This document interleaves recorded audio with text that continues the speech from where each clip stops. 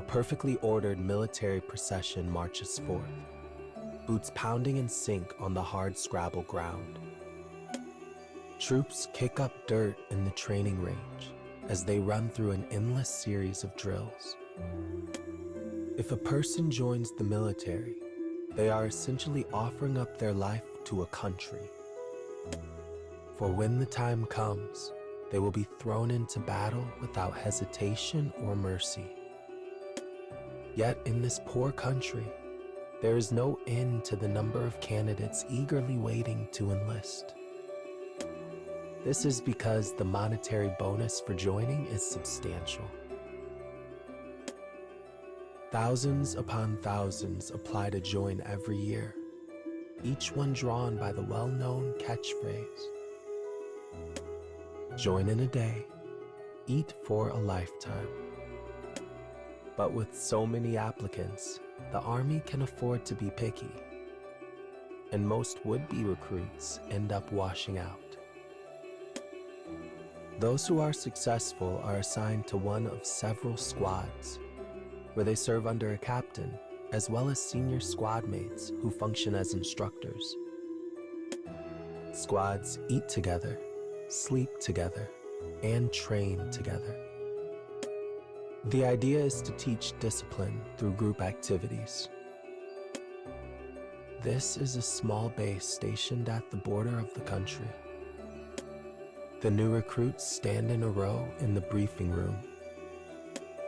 At the front of the room, the captain calls the name of a recruit who achieved top scores in the military exam.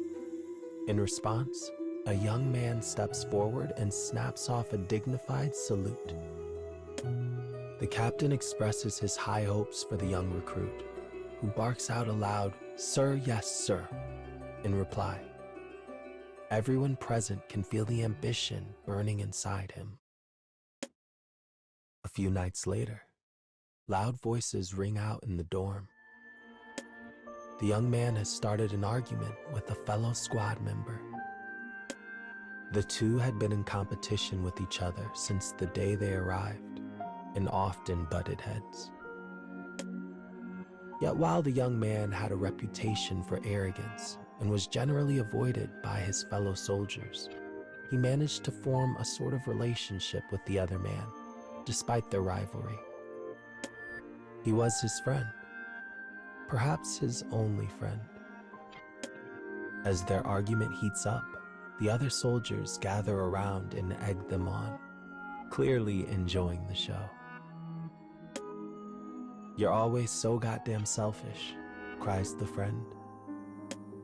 He is angry, almost quaking with rage, yet the young man is equally furious. "Yeah, well, I actually have things I want to achieve." The argument quickly turns violent, forcing the other soldiers to intervene, but they have trouble pulling the two apart. The fight ends as suddenly as it began when a door opens. The moment the squad catches sight of their captain, they grow silent and fall in at perfect attention. The captain just mutters and shakes his head at the pair before ordering them to clean the storage room as punishment. The senior who was responsible for instructing the pair is also ordered to pitch in, and his irritation is clear. When they reach the storage room, they find it in a state of extreme disarray. "Can't believe the damn captain is making me do this," grumbles the young man. "I mean, this is grunt work. What's even the point?" "Move your hands, not your mouth," responds the instructor. Accepting punishment is part of being a soldier.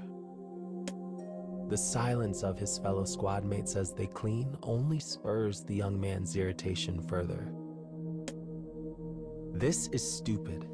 I have things I have to accomplish. I need to fight. I need to win a Medal of Honor." A Medal of Honor. It is the highest honor awarded by their country, given only to soldiers who accomplish greatness. Those who receive it are said to be destined for success. I'm going to be the best, continues the young man, and everyone else is going to know it. Though many members of the army enlist for the cash bonus, the young man joined only to fulfill the ambition in his heart. But this is the first time he's ever told his squad mates about his true goals. He has skill to spare in the military arts, so it's clearly not some flash-in-the-pan ideal. The relief he feels at finally expressing it is palpable. His speech made, the young man makes to leave the storage room. When his friend reminds him their work has only begun, he keeps walking and says, "My part's done. I'm going to sleep." Ambitious goals cannot be achieved alone. It takes the work of those who walk beside us. This is clearly a lesson the young man has yet to learn. The remaining 2 soldiers in the storage room smile wryly at each other, each of them silently mulling over this very thought.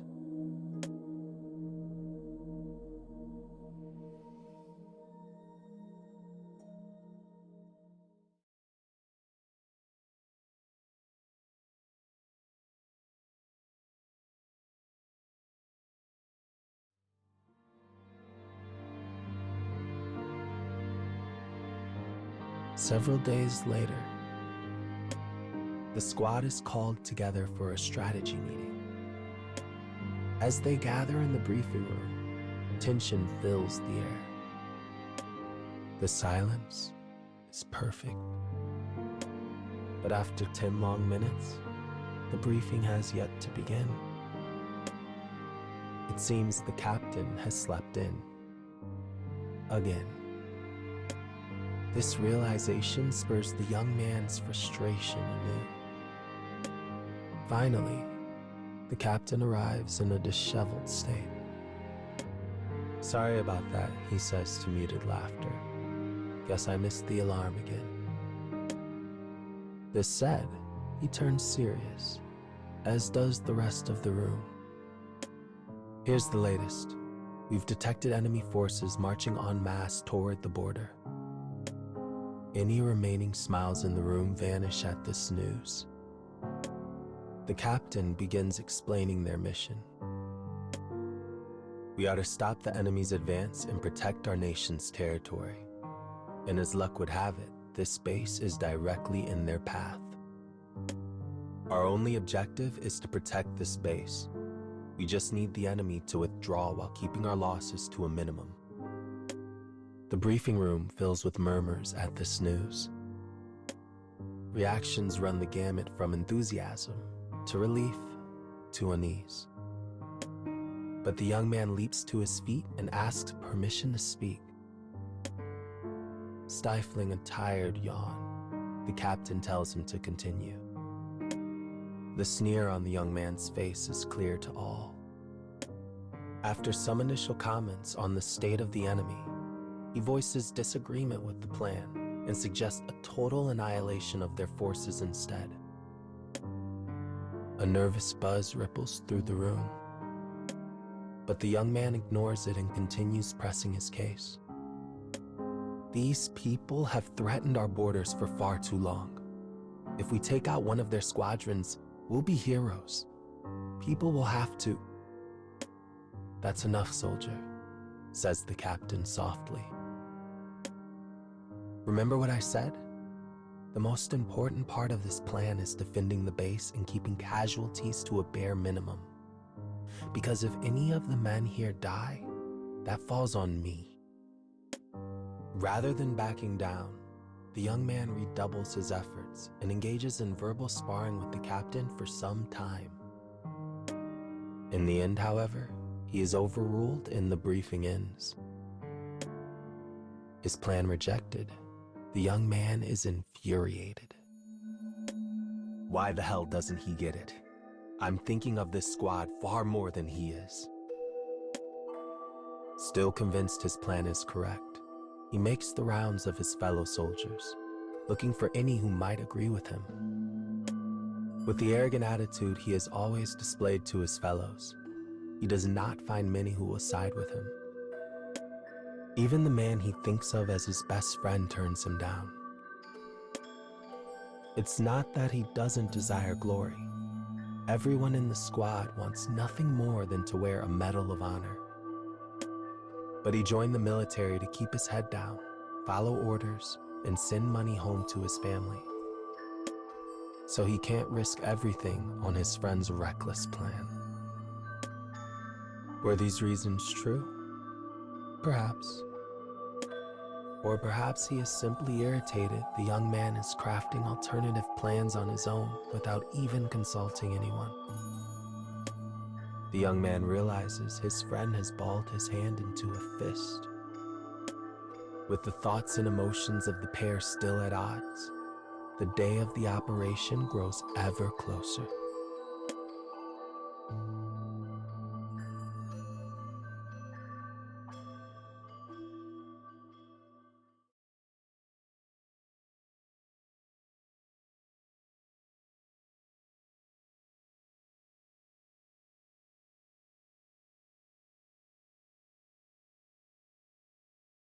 The battlefield is silent.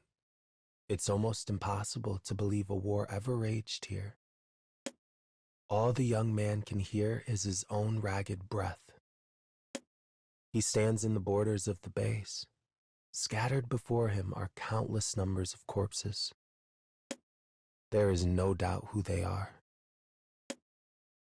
4 hours earlier, the enemy arrives at the base, and the battle begins. The squad digs in and defends the base from the enemy, just as the captain ordered. But the young man, impatient with this war of attrition, decides to commence with his own plan. Taking advantage of the terrain surrounding the base, he launches a surprise attack that takes out half the enemy in a single swoop.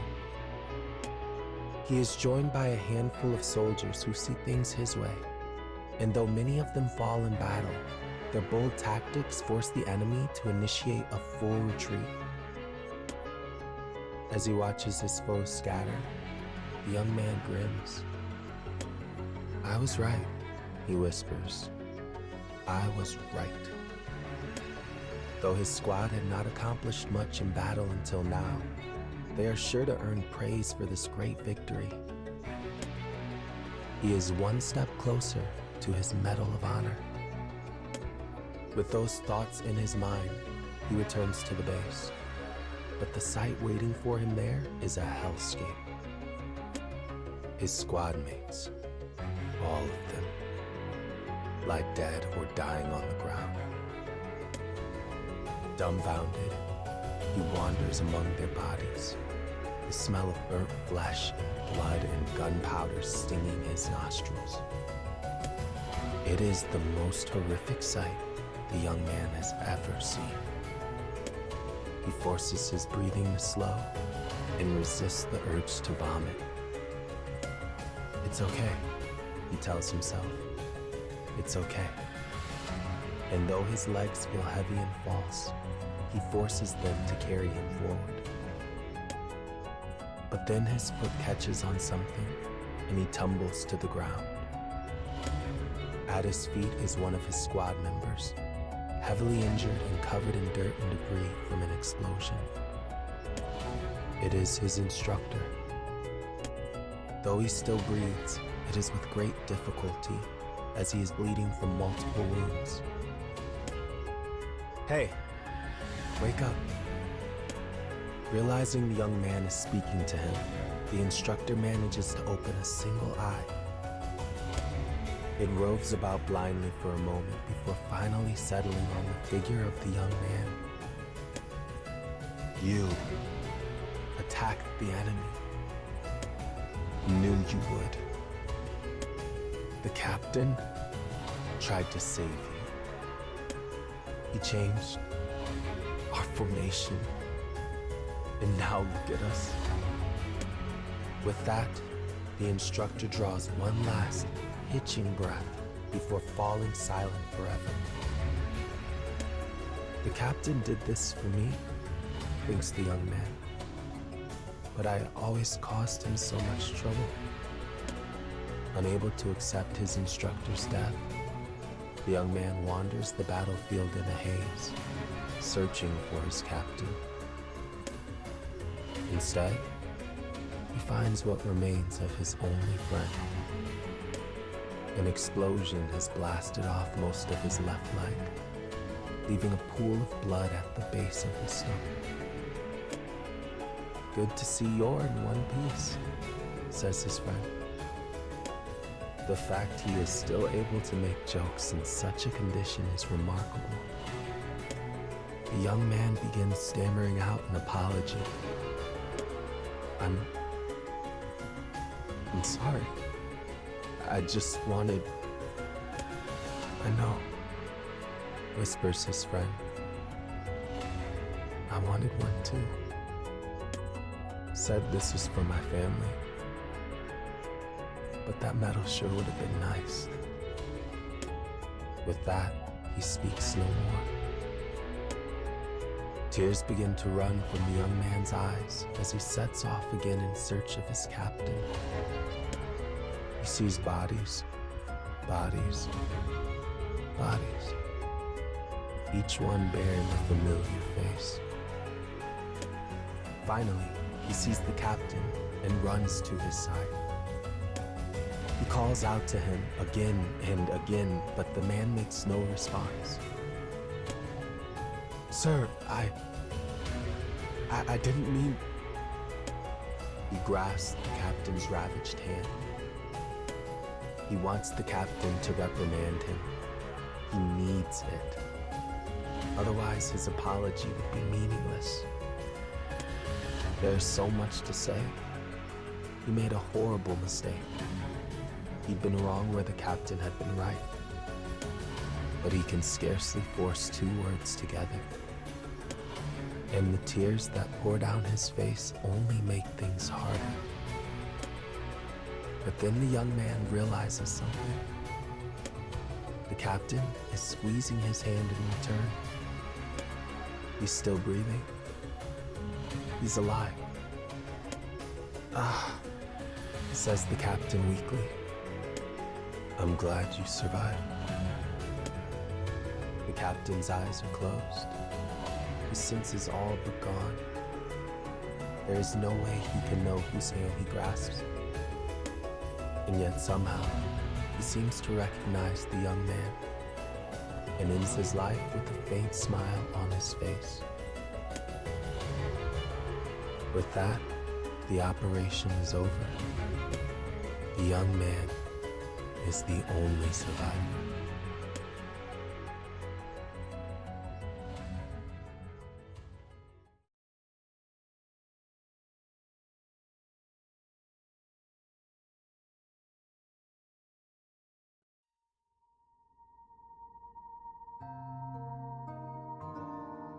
Though it came at the cost of everything, the young man is finally a hero. For despite the sacrifices required, the enemy had withdrawn. The young man is given time off to recuperate, which is how he finds himself with nothing to do. Or perhaps it is more apt to say there is nothing he can do. Day after day, he hides in his house and attempts to drown his sorrows with strong drink. Empty bottles lie scattered across his floor. Rats run to and fro amidst the refuse and spoil. He wakes up, grabs a bottle, and drinks until he passes out. When he comes to, he begins the process all over again. If that was his entire life, it might be all right. But he sees flashbacks to the battle in his sleep, and these nightmares torture him. The battleground, the faces of enemies he killed, his squad mates dying before his eyes, his instructor, his best friend, the captain, all of them die in his arms. Day after day, After day after day after day, after day after day after day after day after day after day after day after day, the nightmares play on repeat, bringing his life to a halt. If only I hadn't made that suggestion.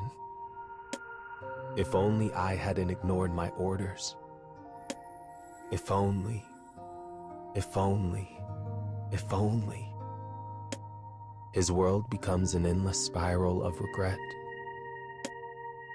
Was there even a point to what I did? Do I feel pride in what I did? Was there justice to what I did? Is this all because of my selfishness? Because of a goddamn medal? Maybe I should just end it all. He drunkenly loads bullets into his gun, raises the muzzle to his temple, and stands. He places his finger on the trigger, closes his eyes, and breathes in a lungful of stale air. Hold on, everyone. I'm coming. He moves to pull the trigger, but he is drunker than he imagines, and with his eyes closed, his balance flees and sends him crashing into a nearby table. When he opens his eyes, he sees a familiar envelope. It is the kind used for notices by the military's highest-ranking officials. Inside is an official letter congratulating him on annihilating the enemy and announcing that he will be rewarded with a Medal of Honor and promotion to captain.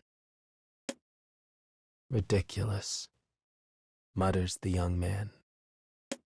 Goddamn ridiculous. I'm only alive because the rest of them saved me. Seeing the letter again reminds him that the ceremony is tomorrow. Finally, he takes a handful of sleeping pills and falls into bed. He dreams. It is the same dream as ever. A dream of that day. But this time, it does not begin after the battle. Instead, it begins before he set off to face the enemy on his own.